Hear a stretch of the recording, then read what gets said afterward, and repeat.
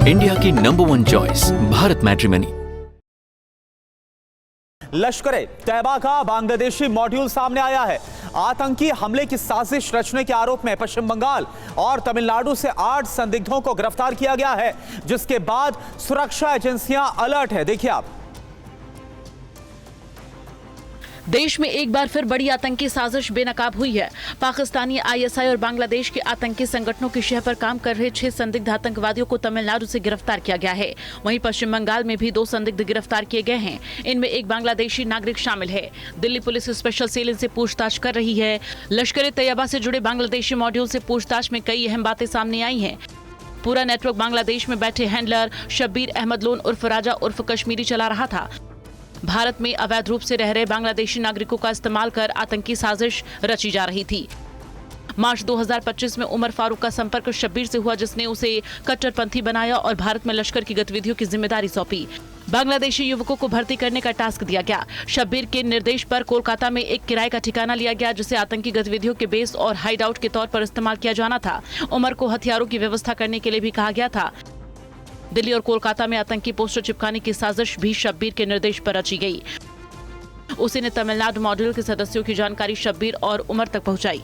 गिरफ्तारी के समय उसके संबंध जमात उद दावा प्रमुख आतंकी हाफिज सईद और उसके डिप्टी जकी उर रहमान लखवी से जुड़े पाए गए थे।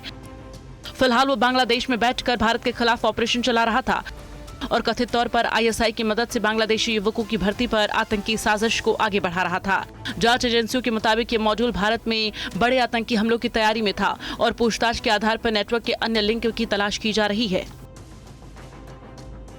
और जम्मू कश्मीर के किश्तवाड़ एनकाउंटर में पाकिस्तानी आतंकी संगठन जैश ए मोहम्मद के 3 आतंकी मारे गए। मृतकों में कुख्यात कमांडर सैफुल्लाह भी शामिल है। रिपोर्ट देखिए। पहाड़ और जंगलों के बीच जिस जगह पर आप धुआं देख रहे हैं, ये वही आतंकी ठिकाना है जिसकी आड़ लेकर आतंकी सुरक्षा बलों का मुकाबला कर रही थी।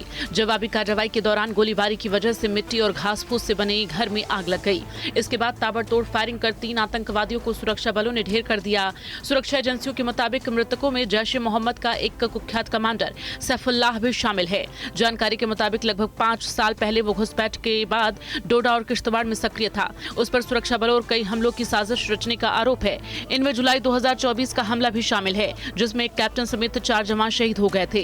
किश्तवाड़ के चतुरवन क्षेत्र में 18 जनवरी से अब तक आतंकवादियों और सुरक्षा बलों के बीच लगभग 6 मुठभेड़ हुई हैं, जिनमें एक सैनिक शहीद हो गया जबकि एक आतंकवादी मारा गया था। रविवार को 3 आतंकवादियों के मारे जाने के साथ ही इस साल जम्मू क्षेत्र में अलग अलग मुठभेड़ों में सुरक्षा बलों ने जैश ए मोहम्मद के कुल 7 आतंकवादियों को मार गिराया है। चत्रु बेल्ट के पासेरकोट इलाके में हुए इस त्राशी वन ऑपरेशन के दौरान आतंकवादियों के 2 AK-47 राइफल और गोला बारूद बरामद किए गए हैं। पाकिस्तान की ओर से कठुआ में देर रात एक बार फिर से ड्रोन भेजने की हिमाकत की गई। ड्रोन किस मकसद से आए, अभी इसका पता नहीं चल पाया। ओह ड्रोन भाई, ड्रोन की ये तस्वीरें देर रात की हैं। कठुआ के पास भारत और पाकिस्तान के अंतर्राष्ट्रीय बॉर्डर इलाके में जब आसमान में हलचल दिखी, ग्रामीणों के मोबाइल में ये तस्वीरें कैद हुई। जानकारी के मुताबिक रोशनी वाली ये चीज ड्रोन है जो पाकिस्तान की तरफ से भारतीय सीमा में भेजी गई। ओह ड्रोन भाई, ग्रामीणों के मुताबिक कुछ ड्रोन मिनटों तक भारतीय क्षेत्र में मंडराता रहा। उसके बाद वो वापस पाकिस्तान की तरफ चला गया।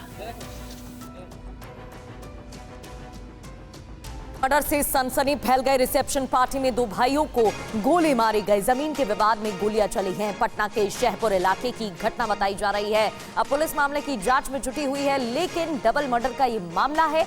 रिसेप्शन पार्टी में 2 भाइयों को गोली मारी गई। जमीन विवाद इसके पीछे वजह बताई जा रही है और जमीनी विवाद को लेकर फायरिंग का मामला। इंडिया की नंबर 1 चॉइस भारत मैट्रिमनी।